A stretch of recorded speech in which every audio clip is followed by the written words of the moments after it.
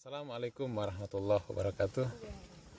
Waalaikumsalam. Alhamdulillah, saat ini saya berada di sebuah daerah di Kecamatan Malunda, tepatnya di ketinggian Dusun Malatewa, Desa Mekata Selatan.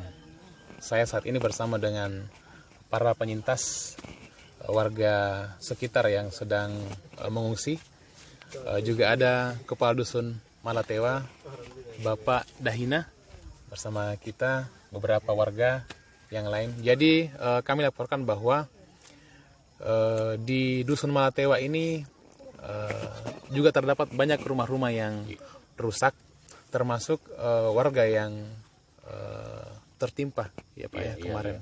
Salah satunya di posko yang ada di belakang kita dan belum mendapatkan pertolongan medis. Tadi kita sempat antarkan obat-obatan herbal ya, minyak but-but, juga madu Pak, dan popok karena untuk memudahkan di sini. Tapi sebelum lebih jauh Pak, saya ingin mendengarkan dari Bapak Kepala Dusun seperti apa kondisi saat kejadian Pak, bisa diceritakan Pak? Oh iya, terima kasih banyak atas waktu yang diberikan kepada saya. Kronologisnya itu kejadian pada saat itu pertama itu gempa siangnya mungkin jam-jam 1 siang. Kan pada saat itu warga sangat panik ya, tapi memang pada saat itu belum ada kejadian ya, seperti warga-warga yang ditimpa oleh reruntuhan bangunan. Jadi pas gempa susulan itu malamnya jam 2 juga kurang lebih. Nah, disitulah warga di sini ada yang tertimpa bangunan. Ya, di situ juga lah artinya warga di sini mencari titik-titik yang aman. Semua warga dievakuasi ke titik-titik yang aman, termasuk di yang kita saksikan sekarang di tenda-tenda yang di puncak-puncak ini pada malam itu juga. Jadi sampai saat ini masih bertahan di tenda-tenda ini. Jadi kami atas nama kepala atau pemerintah Dusun Malatewa sekaligus artinya masyarakat warga Dusun Malatewa pada umumnya di Desa Mekata Selatan mengucapkan terima kasih banyak kepada beliau-beliau ini yang rela mengorbankan waktu untuk mengunjungi kami, berwawancara dengan kami bahwa seperti apa kondisi pada saat ini. Jadi memang kondisi di Desa Mekata Selatan ini sampai saat ini memang betul-betul gawat. Jadi lagi-lagi saya katakan bahwa kami warga Desa Mekata Selatan khususnya di Dusun Malatewa mengucapkan kepada Bapak ini bahwa terima kasih banyak atas kunjungan dan mencari seperti apa keluhan-keluhan atau kebutuhan-kebutuhan yang paling mendesak khususnya di warga yang mengungsi ini. Jadi melalui kesempatan ini kami sebagai kepala dusun juga menyampaikan kepada beliau-beliau ini bahwa seperti inilah kondisi di sini. Masyarakat sudah secara detailnya ini Desa Mekata Selatan khususnya di Dusun Malatewa ada 42 kakak yang sekarang ini semuanya mengungsi ke gunung-gunung. Jadi dalam sekaligus juga mereka ini tentu kita semua ketahui bahwa pada saat kondisi seperti ini yang jelas yang paling diutamakan itu mulai dari kesehatan, fasilitas dari kesehatan untuk warga baik bayi, balita dan dewasa ya, itu yang kita sangat harapkan untuk diberi pertolongan. Terus yang kedua tentunya kita sudah ketahui bersama bahwa kebutuhan yang mendasar juga terutamanya ini untuk kebutuhan menyangkut masalah dapur. Jadi alhamdulillah saya dengar ini ya beliau-beliau ini telah akan bersedia untuk mengadakan dapur umum ini. Jadi sekali lagi saya katakan ya terima kasih yang tak terhingga. Jadi untuk sementara ya. Masya Allah. Jadi sebagaimana tadi dijelaskan Pak Dusun bahwasanya ada lebih dari 40 kakak di Dusun Malatewa plus dengan dusun-dusun di sekitarnya ya Pak ya. Di Desa Mekata dan lebih luas lagi di Malunda ini yang juga mengalami kondisi yang sama. Rumah-rumah yang ada di bawah ini semuanya kosong, tidak ada warga yang berani tinggal di rumahnya. Mereka mengungsi di gunung-gunung, jadi terpencar di beberapa gunung Pak Dusun ya. Ada yang di sini beberapa kakak, lebih dari 10 kakak, ada di gunung sebelah lagi, dan begitu seterusnya. Nah, tentu kita bisa merasakan ya seperti apa suasana kebatinan para penyintas yang kini harus berkumpul di tenda-tenda terpal tipis seperti ini di pegunungan, tapi insya Allah mudah-mudahan ada hikmahnya Pak. Nah, ini kan ada warga yang sakit Pak, yang terdampak atau kena runtuhan bangunan Pak ya. Pak Hafiz tadi kami bertemu, beliau sekarang kan tidak bisa bangun dari kemarin Pak, pas ini ya. Dan bagaimana Pak mengevakuasi warga ini yang tidak bisa bangun, tidak bisa jalan, bisa sampai ke gunung seperti ini? Gimana Pak? Gimana cara bawanya itu dan siapa yang bawa? Iya. Ya, terima kasih. Yaitu Bapak ini yang terkena reruntuhan bangunan pada saat kejadian gempa itu malam. Jadi pas setelah selesai dikena itu reruntuhan, saya pribadi kebetulan ada di rumah saya pribadi untuk mengangkat keluar dari rumah. Jadi setelah di luar, saya panggil teman-teman untuk kita bersama-sama memikul ini orang naik di tenda-tenda. Jadi itu tadi kita sudah sampaikan bahwa mereka ini, bapak ini artinya sampai sekarang tidak bisa gerak kalau tidak digerakkan. Tidak bisa bangun kalau tidak dibangun. Jadi lagi-lagi saya katakan mudah-mudahan setelah dilihatnya atau setelah dilihatnya oleh bapak yang tertimpa bangunan ini oleh kita semua ini, terutamanya dari BMH ini, ya mudah-mudahan artinya tidak terlalu lama, tidak terlalu mengambil waktu. Nah, ada misalnya pertolongan kepada beliau. Jadi untuk sementara seperti ini. Lagi-lagi saya katakan karena di sini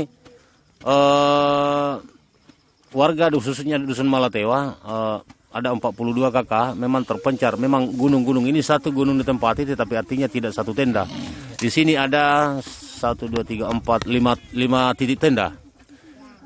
Untuk di satu tenda ada 10 kakak, ada 7, pokoknya bervariasi di situ. Itu 5 titik tenda itu ada 42 kakak di situ. Jadi untuk sampai saat ini saya tidak bisa rinci bahwa tenda A, tenda B, sekian kepala keluarga. Ya, tapi yang jelas keseluruhan itu ada 5 tenda, ada 42 kakak di situ. Jadi bisa dibayangkan 42 kakak tersebar di 5 tenda. Iya. Berarti bagaimana sempitnya di tenda itu Pak ya, karena rata-rata warga di sini kan lebih dari ada memiliki anak ya, anggota keluarganya itu rata-rata 5 Pak ya, 6 gitu, bahkan ada yang lebih ya Pak ya. Ada yang lebih. Masya Allah. Ada yang 12. Ya Pak, insya Allah, alhamdulillah semalam kami bersama dengan teman-teman relawan ini Pak, dari BMH, dari ITS Tangga Bencana, dari Sahabat Al-Aqsa, juga dari SAR. Kita bermalam di sini Pak semalam bersama dengan Bapak. Kita bangun tenda di sini dan Masya Allah luar biasa memang. Karena di gunung naik saja itu sudah ngos-ngosan Pak ya. Bahkan ada beberapa teman-teman semalam karena tidak terbiasa dengan medan itu 3 kali jatuh Pak. 3 kali jatuh. Subuh juga kita mau sholat subuh, luar biasa bingung di mana turunnya nih semalam. Karena gelap, tidak ada lampu. Alhamdulillah Pak, cukup menikmati. Dan mungkin dari Pak Nasri mewakili relawan bisa menceritakan bagaimana rasanya menginap di tenda pengungsian.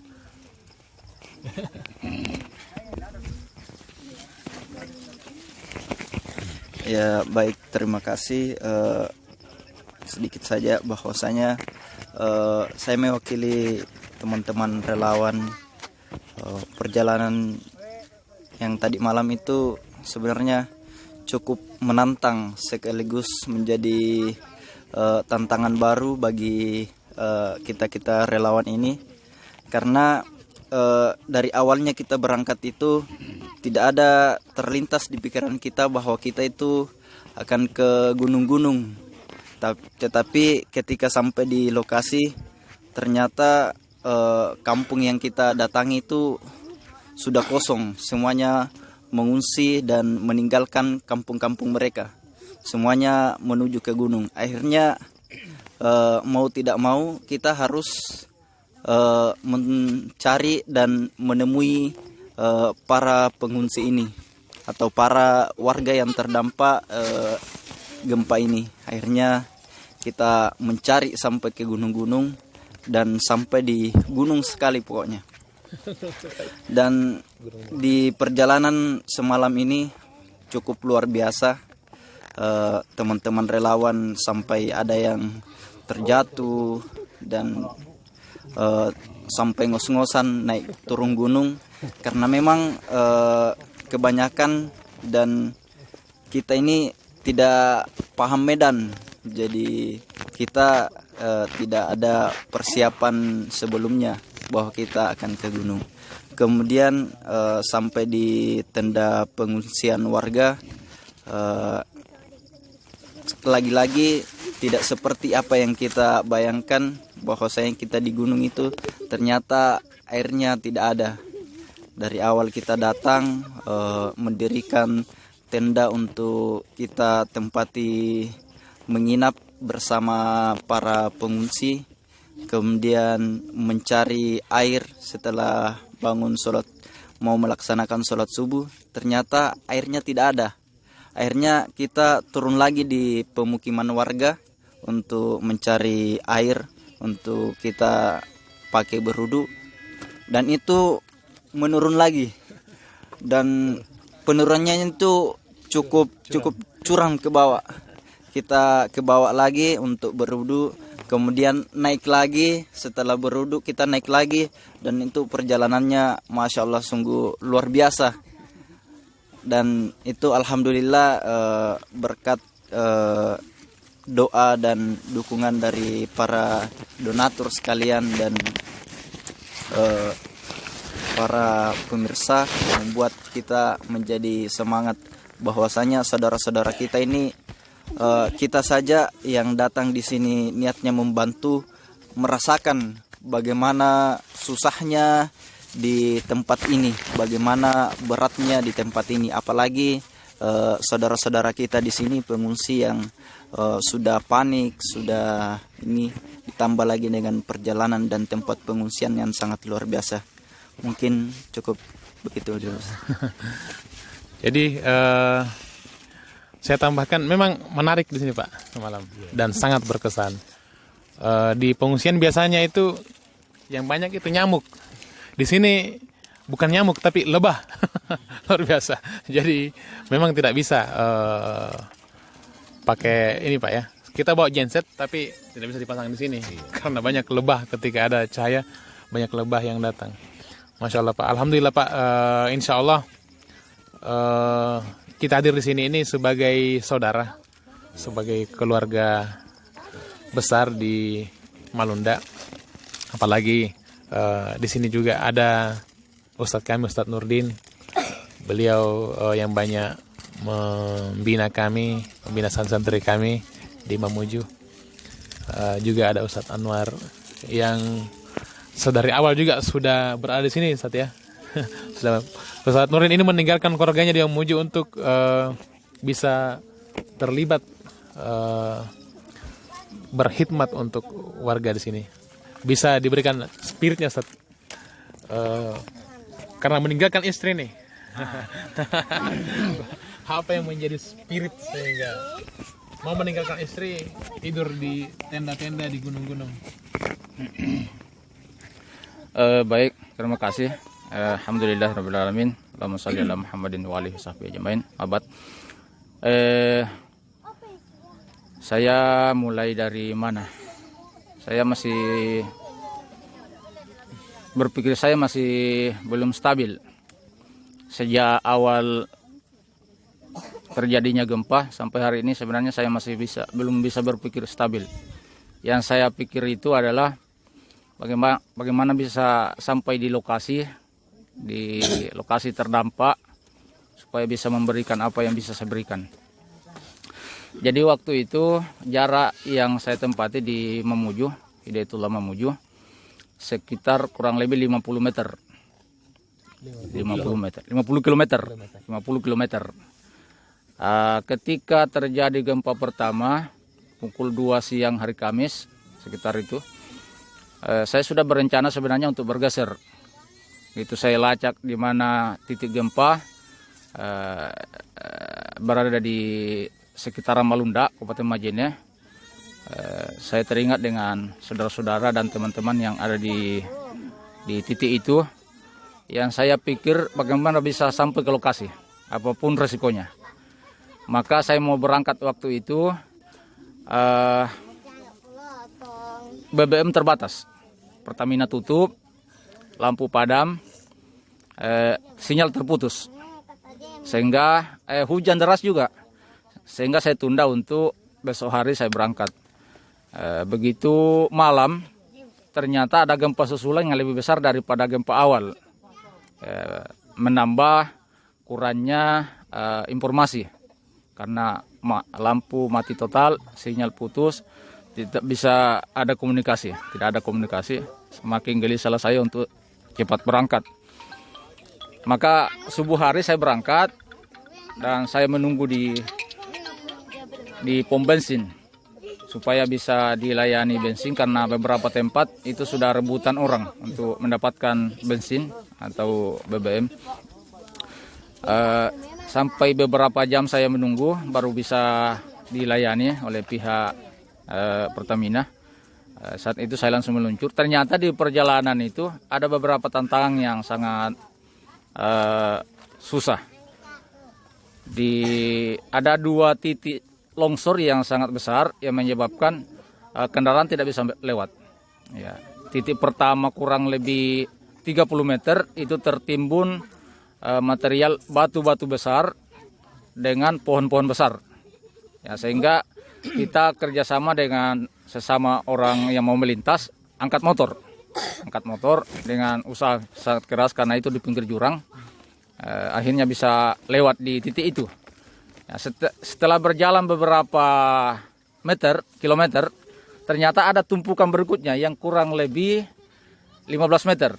Itu besarnya kayak gunung. Ya, maka kita patungan lagi dan teman-teman yang lain sesama pelintas untuk angkat motor. Diangkat lagi motor. Ya, sehingga setelah itu sampai saya di tempat ini dalam kondisi yang memprihatinkan. Di perjalanan saya bertemu beberapa warga yang memikul korban. Ada yang meninggal tertimpa reruntuhan, ada yang luka berat, dan hampir semua bangunan yang saya lewati itu, terutama yang bangunan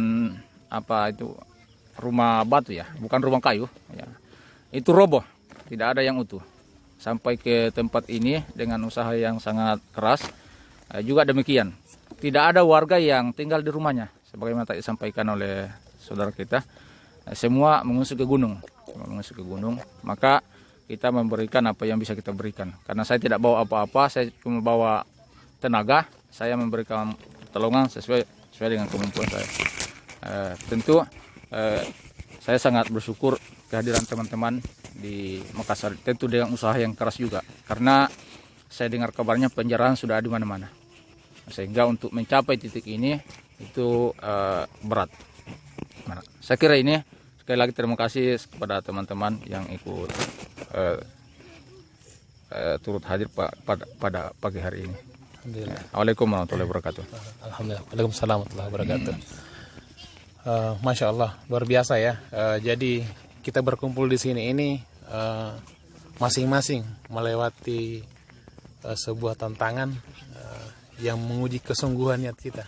Dan alhamdulillah kita bisa berkumpul di sini, dan mudah-mudahan kita bisa melakukan banyak hal meringankan beban saudara kita di sini. Insya Allah kami dari BMH ini datang mewakili teman-teman dari ITS Tanggap Bencana, dari Sahabat Al-Aqsa, dari Fokus Islam BTP, dari teman-teman SAR Hidayatullah,